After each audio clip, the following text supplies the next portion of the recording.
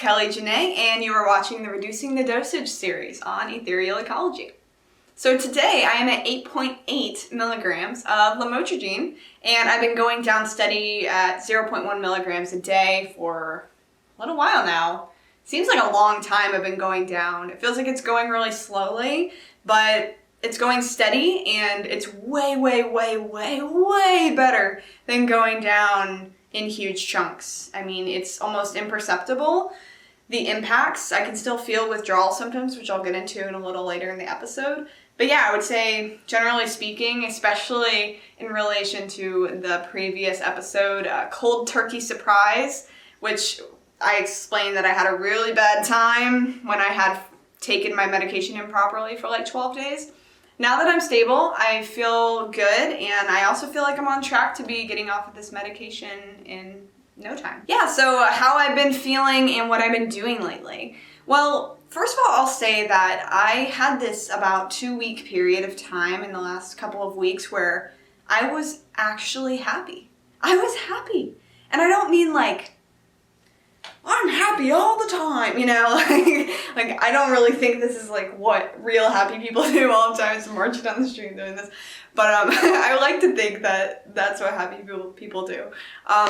But yeah, I felt generally happy, just generally happy. I still had some, ebbs and flows, I had things going on in my life, circumstances, but I felt stable and I felt proud of myself and confident, and was just accepting of whatever is. And so that period of time, which I say was like 2 weeks, and then it sort of like, I got off track a little bit, and I'm still sort of on the upswing of just this like, moment.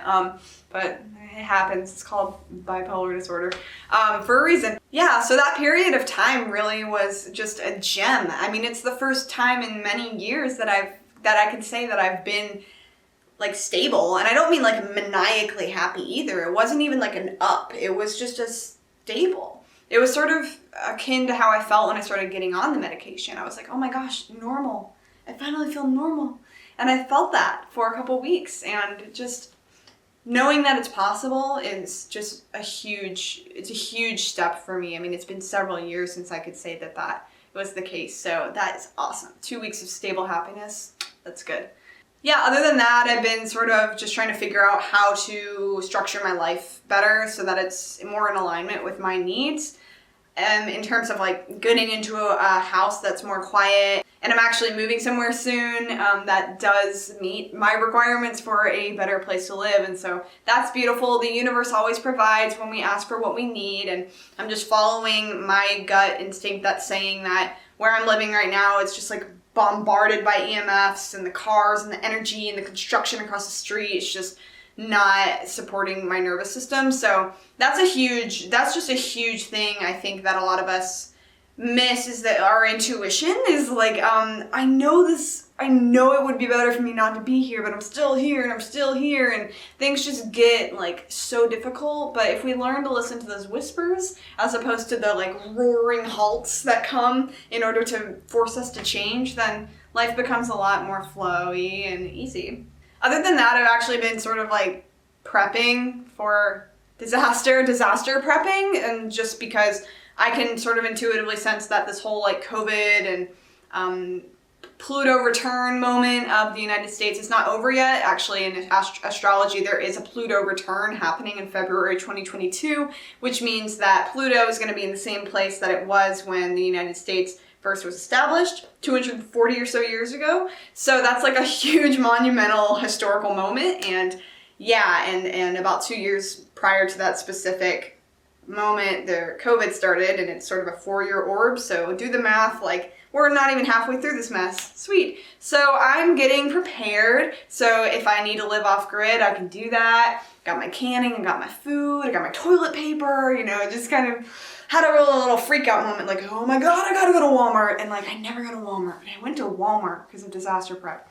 Anyways, so shame aside for that decision, I'm feeling pretty decent. I mean, things are kind of rough right now because I'm having a hard time focusing at work, and like really want to focus on other things, and I'm just but life's perfect. Life is perfect. So that's what's been going on. That's how I've been feeling. So I have been having some withdrawal symptoms lately that I I've honestly been having them the entire time I've been on this medication and getting off of it, is this sort of ADHD that's been coming up where I find it really challenging to focus. A lot of that too is just because my nature is to achieve, and I have this massive energy that's like, I gotta do something amazing. And so I just end up being like, this. And then I'm like, oh my God, there's too much stuff. And so a lot of that is just my, me.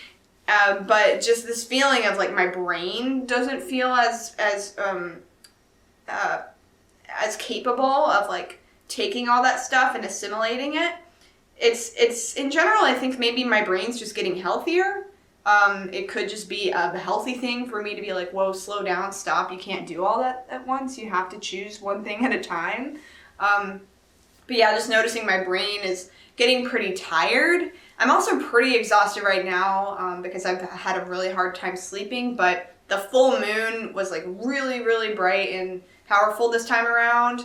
And so that really affected my sleep for a couple nights. It's actually just the waning full moon right now. So that could have a lot to do with that. But brain fog and lack of focus, I think that's probably just par for the course for this withdrawal process and may not clear up for a little while. But I just have to continue to be compassionate with myself and say, hey, this is where I'm at right now. And for all intents and purposes, I'm doing pretty damn good in terms of my energy levels and what I'm able to get accomplished on a daily basis. So the healing actions I've been taking are pretty much the same. I do my yoga every morning. I'm doing more like breath of fire, which is really when you pump your diaphragm back and forth like...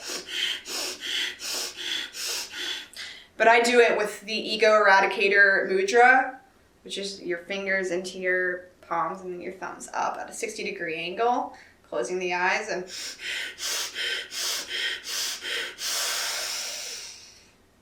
Yeah. So that's cool.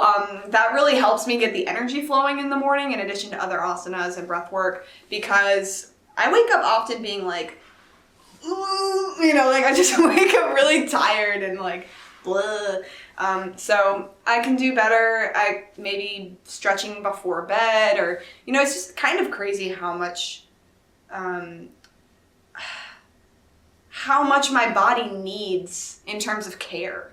And maybe this is just a thing of getting older, or perhaps it's just developing more sensitivity within my body, mind, energy structure. But it just really requires a lot of love, and that's okay. That's okay. I mean, I give love to my body so that I prevent illness from happening in the future, if I can help it. Other than yoga, I've been doing a lot of art, actually. I think art is one of the most healing expressions we can do. I mean, art therapy is a thing for a reason. So whenever I'm feeling like really intensely emotional or uncomfortable in my body, I just get out some markers and some pens and start writing or drawing or doing poetry, but doing it in sort of a free-form artistic way has been really helpful for me lately. That and also singing. I've been singing and jamming with friends and playing music lately. That's another beautiful form of art that I find to be very healing. Dance has also really been supportive. I mean, even those moments where I have all this energy and I'm just like, okay, turn on a song and just like dance it out, I'm good. It's like medicine. It's awesome. I have been taking fish oil as much as I can possibly remember. I think I'll probably be better at my supplements when I'm off of this medication, because it will probably feel like, okay, I need something. But yeah, fish oil is still supporting me in that way. I think even taking like lemon juice every now and again and just eating healthy foods. I mean, staying free of sugar. I haven't been on a sugar diet for several years. So whenever I eat sugar, that like gets weird. So just making sure that I stay in tune with my diet and keep listening to my body. That's my healing actions. Finally, I'm really realizing that I need more discipline in terms of my meditation practice and being able to focus on my breath and breathe. And so I'm really seeking right now ways to get more support for that, to have more of a disciplined program. And I have some ideas for things that I could do for that. So, sometimes we just need a little extra support. Like, I've been trying to do this whole thing on my own, and honestly, like my job is really free form, and my life is really free form, and you know, all the hippies in the world are like, yeah, go with the flow. And, you know, it works to a certain extent, but when you need to actually get shit done, it can be kind of a struggle to go with the flow. So, yeah, creating more structure and finding the allies that I need in my family members and my friends, my loved ones, and also in my healthcare practitioners, my energy healers. Maybe for you, it's a general practitioner or, you know, some sort of specialist, psychiatrist, therapist, anybody like that. Finding your allies who you can connect with and ask questions and just be like, hey, I need your support. It's really important for the healing process. So yeah, that's what's been going on with me. Maybe not that much of an update, but I thought that it might be nice just to give you another video, keeping you updated as I move along on this process. And yeah, I thank you all so much for watching. I love you so very much. Please feel free to subscribe to the channel. And if you know anybody who might find these videos useful, please share it with them. Okay, stay cool. Bye.